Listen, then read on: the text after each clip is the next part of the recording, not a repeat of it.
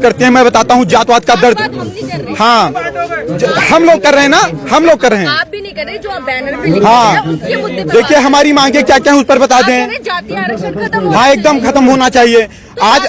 हाँ हाँ, बस एकदम उसी पर बता रहे हैं आपको, उसी पर बता रहे हैं। क्या टाइटल लगा, एक सेकंड हम बोलने दीजिए ना बीच में। क्या टाइटल लगाना जातवाद है? अगर टाइटल लगाना जातवाद है तो पासवान भी लगाते हैं, यादव भी लगाते हैं, वर्मा भी लगाते हैं, शर्मा भी लगाते हैं, तिवारी भी लगाते हैं, मिश्रा भी लगाते हैं, पाड़े भी लगाते हैं। ये जातवाद नहीं है। आज एक तरफ हमारा अगर निमंत्रण होता है, भोजन करने के लिए जाते हैं बफर सिस्टम में, भोजन किसने बनाया क्या पूछते हैं, हमारे बगल में किसने रोटी उठाई क्या पूछते हैं, हम साथ में भोजन करते हैं, किसी की जात नहीं पूछते। हम एक कॉलेज में जब एक मिनट ध्यान से, जब हम कॉलेज में एडमिशन लेते हैं और किसी भी बच्चे से मित्रता करते हैं तो उसकी जात नहीं पूछते। एक चाय की दुकान पर जाते हैं, चाय वाले से चाय लेते हैं, उसकी जात नहीं पूछते। समोसे से समोसा लेते हैं, जात नहीं पूछते। सब्जी वाले से सब्जी लेते हैं, जात नहीं पूछते।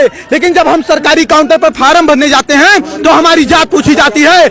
हम पाड़े हैं तो 500 देंगे और हम पासवान है तो 50 रुपया देंगे, फिर चाहे पापा देंगे, फिर चाहे पासवान रामविलास पासवान का लड़का हो और फिर पांडे चाहे मनरेगा में काम करने वाले का लड़का हो। जातवाद कौन कर रहा है?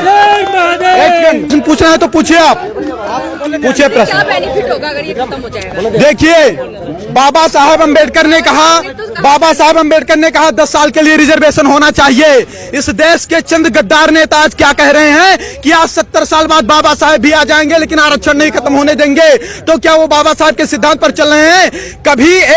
कभी पाड़े, तिवारी, मिश्रा, ठाकुर साहब, अग्रवाल, बनिया को नहीं देखा होगा कि वह दलित समाज को जात के आधार पर गाली दे। आप मुझे बताइए, भारत समानता का अधिकार देता है सबको, फिर भी वो जात के आधार पर पंडित जी बभनवा ठकुरवा कह करके 500 गाली दे, उनके खिलाफ कोई कानून नहीं है। उनकी बकरी हमारे खेत में चली जाए, हमको डांट दे, जात सूचक शब्द के तहत जेल में हमको डलवा देंगे। ये हमारे साथ अन्याय है या न्याय है? अन्याय हमारे साथ कौन कर रहा है? आज कानून बनाए जाते हैं कि किसी दलित लड़की का आप गलत दृष्टि से पीछा करते हैं, किसी दलित लड़की का आप गलत दृष्टि से पीछा करते हैं तो आपके ऊपर कम से कम 1 लाख रुपए जुर्माना लगेगा, आपके ऊपर हर्जन एक्ट भी लगेगा। लड़की सामने जा रही है, हमें क्या पता कि वो दलित है कि सवर्ण है। दूसरी बात, अगर कोई सवर्ण लड़की का गलत दृष्टि से पीछा करता तो उसके खिलाफ ऐसा कानून क्यों नहीं होना चाहिए?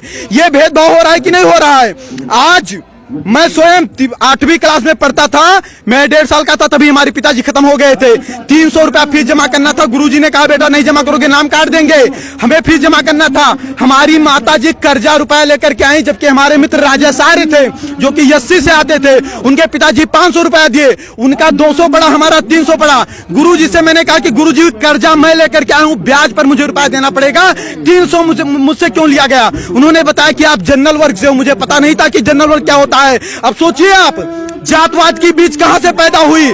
हम उस आर्य के साथ बैठते थे, भोजन करते थे, खाना खाते थे, साथ में पढ़ने जाते थे।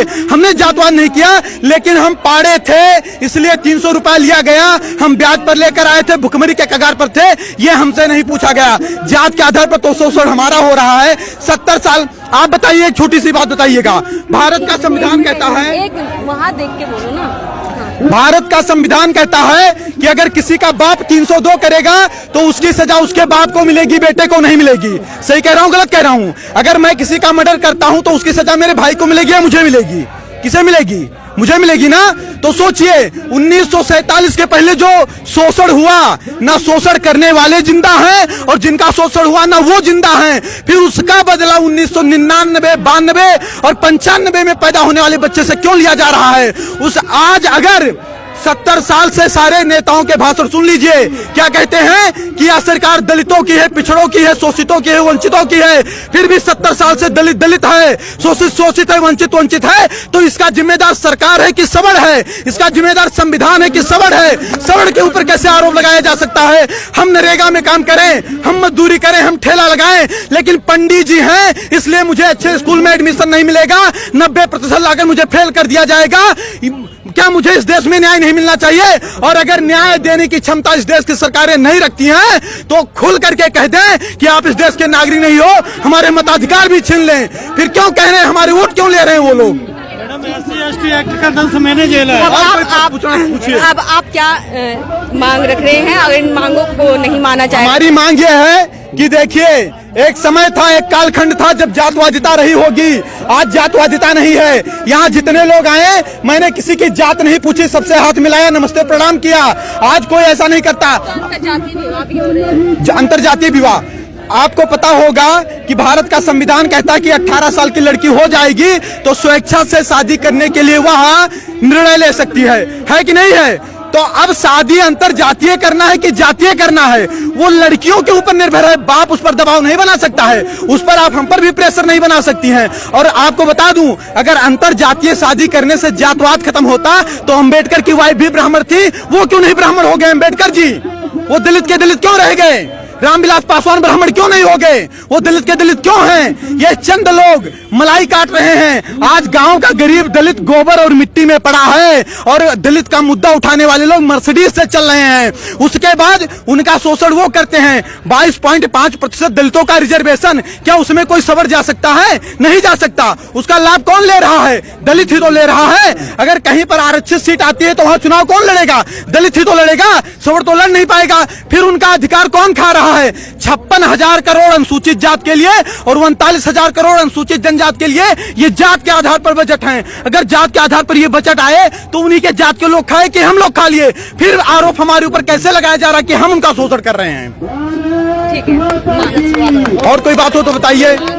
हम ये बताना चाहते हैं, देखिए हमारी सरकार से, देखिए हम इस देश के नागरिक हैं, हमने कभी तोड़ फोड़ नहीं किया, हमने कभी किसी का विरोध नहीं किया।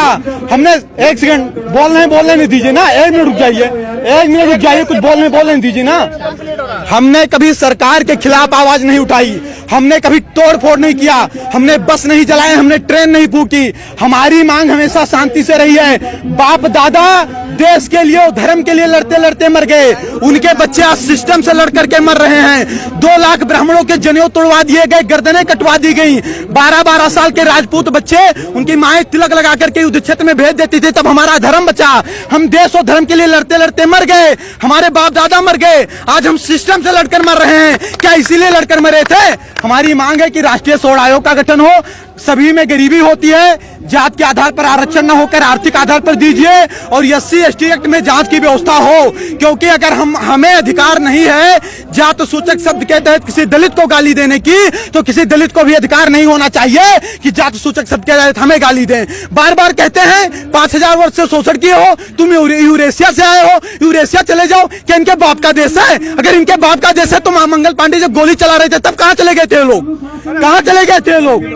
सपोर्ट कर दिया, आना नहीं पड़ता यहाँ। और कोई बात होगी तो बताइएगा, हम अपने मुद्दे पर तटस्थ हैं और अगर कहीं किसी को समस्या होगी तुरंत बताइए। तो आपने देखा यहाँ पर जो है आरक्षण जो है जातिगत आरक्षण नहीं होना चाहिए, यहाँ पे मांग की जा रही है। नई दिल्ली के जंतर मंतर पर तमाम लोग आकर के यही कह रहे हैं कि जातिगत आरक्षण नहीं होना चाहिए और SC/ST एक्ट जो लगाया गया है, जो बनाया गया है, इसमें सुधार होना चाहिए।